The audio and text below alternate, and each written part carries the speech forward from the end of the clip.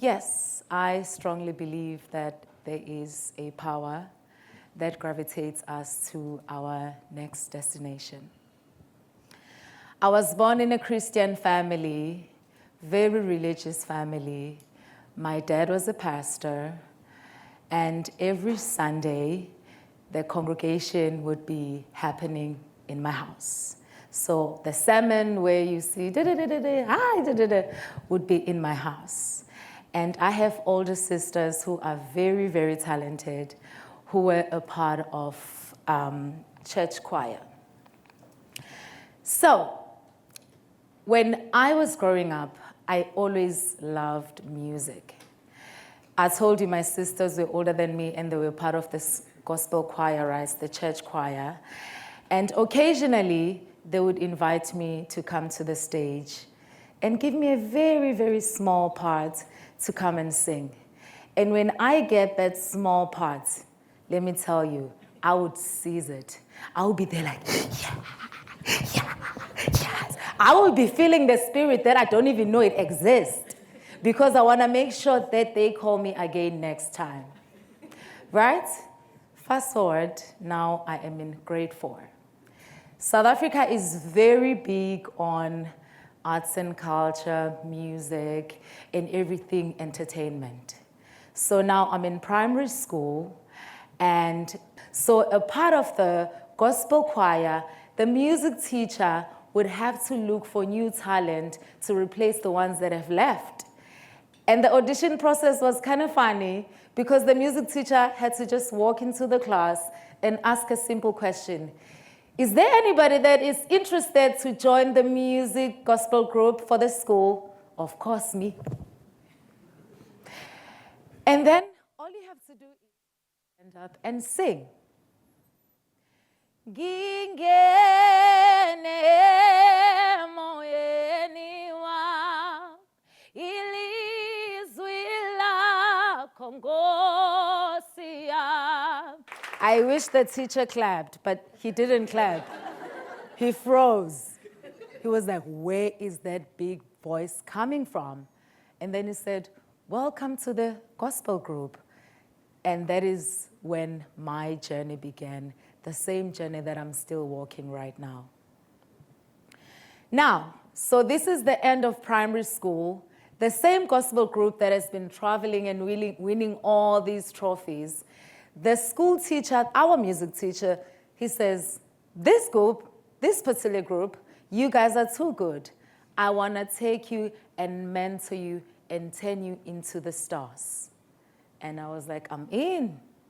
So we would go from weddings, funerals, small stages, big stages, and everything. And not long later, we recorded our first album, which was called Uthembekile uThixo. And then we went on and performed everywhere. Unfortunately, tragedy happened, and I lost my mother. This was in year 2000. Coming from a very warm and loving family to not having a mother and a father. Now, I cannot go into deep about my father because he just decided to leave. So now we are left with ourselves. The oldest person in our house just graduated high school, and the youngest is only 7 years old. And we were left to fend for ourselves. Lucky me and my sister, we had already started a journey for ourselves. We were performing. And this teacher was very nice because for every performance that we would do, he would pay us a 50 rands, which is equivalent to 25 Hong Kong dollars. So combined, my sister's 50 rands and my 50 rands, which is about 100 rands, equivalent to 50 Hong Kong dollars. We get a bag of rice, we get a bag of chicken, we get some vegetables. We are sorted for a couple of days, right? So now I'm in high school. In South Africa, as I said, we are big on music and entertainment.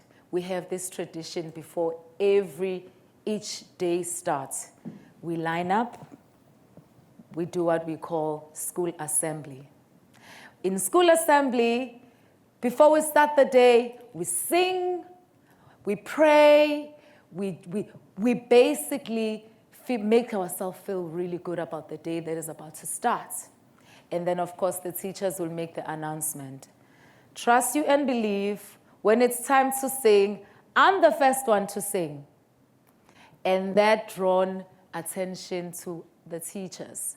Remember now, I don't have parents, so I'm not paying school fees. So they know that this one here, she's not paying school fees. So we need to find a way to help her. Miss Sibego, who is a lovely, beautiful teacher, one day calls me and she says, Londiwe, do you know that there would be Lion King auditions tomorrow? I said, Lion King? Is that not cartoons? And she said, yes, there is a cartoon version, but there is also a Broadway version. I said, Broadway? What is Broadway? She said, no, it's overseas. You know, there's different companies from New York to London to Australia back then. But basically, they have branches all over the world. You said overseas? I'm sold. Give me the details. She gave me the details, and she let me skip school because it was a school day. The next day, I was there very, very early. But guess what? The queue was so long when I arrived at the Playhouse Theatre, probably from here to Festival Walk. Everybody wants to go where? Overseas. So a gentleman comes and he says to us, this is the audition process. You're gonna do this, right? Now it's my turn. When I get into the room, I see 3 Caucasian males and 1 African-American gentleman with long, beautiful dreadlocks. And they said to me, okay, so this is what you're gonna do. You're gonna follow the keys. This is how it's gonna go. It's gonna go from here to all the way there. We wanna hear your range. So then it starts.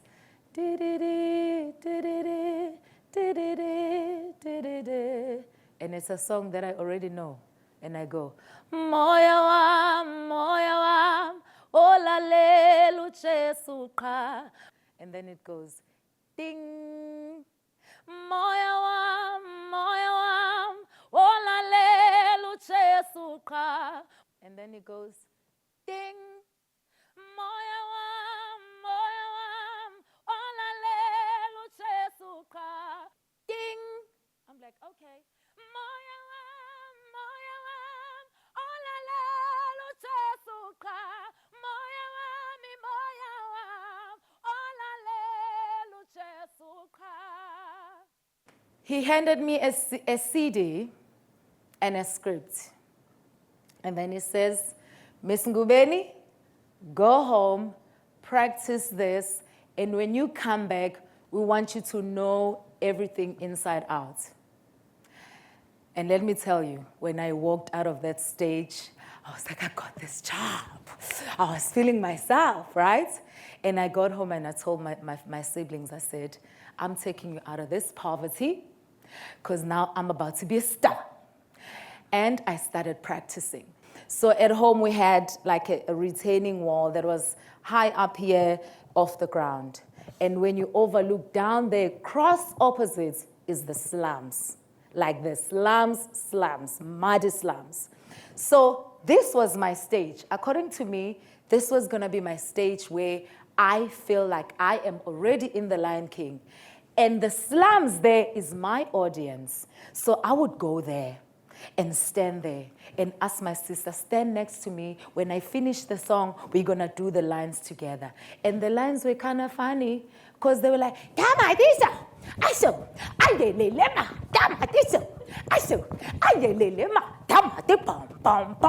because you remember, if you know Lion King, you remember Rafiki is quite mischievous, right? So he does kind of weird things, but on stage he's female. So I would do all of this, and now I'm ready for the auditions. The call come, Miss Ngubeni, we're coming back to South Africa. Please prepare yourself on this day. I'm ready. The audition day comes, and I go in, and all of a sudden, everything that I had practiced, the imagination and everything just went away. And I was shaking. I was shaking. I couldn't breathe. I couldn't sing. Everything that I was doing, the nuts, everything was just shaking. And then they said, "You're not ready. We will come back another time." So I didn't get in. I went home very, very sad. And I had to tell my family, it's not going to be this time. And then they said, when we come back the following year, we're going to call you again. The following year comes, "Grim, grim, Miss Londiwe, we are back again. Please come to the Playhouse Theatre." I went back, same thing. I didn't get in. The following year, I was like, this year, I have to get in. Remember, everybody here wants to go overseas. So when the line is queued, everybody's ready. Everybody has their A game on. You have no time to mess up. You can't even miss one note. Everything has to be perfect. The third time, I didn't get in again. And then I was like, okay, I guess this is not for me. Let me start looking for a job. And I looked for a job, lucky because I had graduated high school, I had my high school certificates. I was hired by a company that makes car harnesses. And then one day, I get a call from a friend of mine that we used to do these auditions with. And she says to me, "They're coming back again to audition." And I said, "No, I don't want to go through that again. I am done."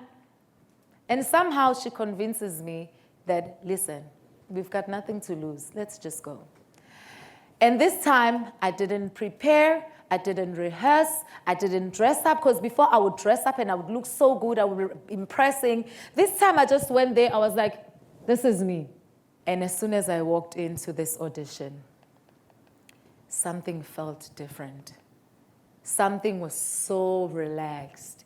The energy, like, there was no shake, there was no nerve. The gentleman that was auditioning me, he was like, "Start the song."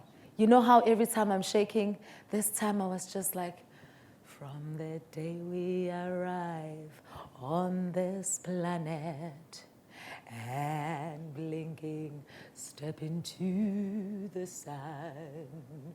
There is more to see than can never be seen, more to do than can ever be done." And it went so smooth. And then when I was done, he said to me, "Okay, so what are you doing sometime next year?" I said, "Nothing." And then he said, "Okay, wait for our call." And that was it. The call could be a call back to try again. I don't know what the call would be. And then I went on to my work and I continued fixing the engines and putting the airbags together and doing everything. And that one day, early morning at 7 a.m., I had been working night shift. I met a grocery shop. I hadn't slept the whole night, 6 to 6 a.m. I get a call, and it's a number that I don't know. It looks very strange to me. And I pick up, "Hello, is this Miss Londiwe Ngubeni?" And I said, "Yes." "And this is Russ Jordan. I'm calling from Hong Kong Disneyland. I just wanted to inform you." And he said, "Congratulations. You have been hired by Hong Kong Disneyland." And I went, ding! I froze. I couldn't believe it. I could not believe it. A second later, the phone rings again. Ding, ding, ding, ding, ding. And I pick up. And then he says, "I think there's a problem with the line, but I just wanted to let you know you got the job. Just send me your email address. I'm going to send you a message. Send me your email address, and I'm going to give you all the details. I am looking forward to seeing you at Hong Kong Disneyland." And I hung up. I had no idea what an email address is. I've never had an email address. And I had to go to an internet cafe, you know, those small cafes with all the computers. I had to go there and ask the lady, can you help me please I need an email address now. And she was like, I'll guide you. And she did the email address and she gave to me and I sent to him. And then back and forth we were sending, it was now real, it was happening. Sending passports, copies and everything, visas, contracts, signing and everything, right? And all of this is happening. I still don't believe that it's happening. So the contract was supposed to start on the 24th of February 2008. I have everything ready. Now I have to get on an aeroplane. I have never been in an aeroplane. This is my first time.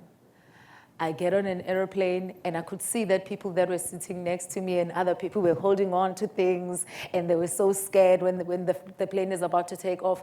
And I was just chilling there. I was like, as long as it takes me overseas, I'm good. I had no fear in my heart.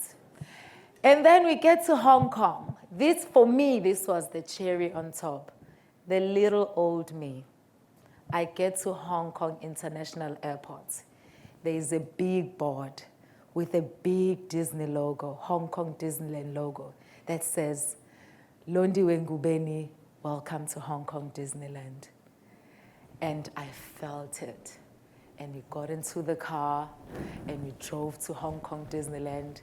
And this is the Hong Kong Disneyland Hotel. As soon as I arrived, I heard, you know, the princess music, you know, all the movie, the fairy tale music. You know, that kind of music. And I'm just walking there with my bag. I'm like, oh my God, I am here.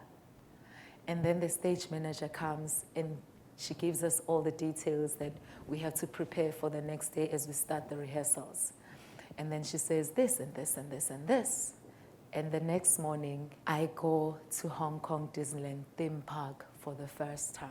Then when you enter there, there's that big entrance that says, welcome to Hong Kong Disneyland. And me, I was there. And as I was walking in, the music was playing.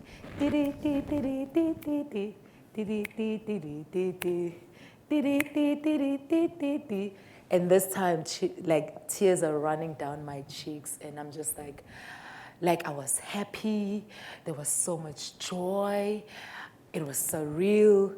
I was overwhelmed. And that moment, I remembered the time when I beat myself about not getting in the first time, about not getting in the second time, and about not getting in the third time. And I realized that sometimes, until our time comes, it's not going to happen. There is a power that is going to gravitate you to your next destination. Thank you so much.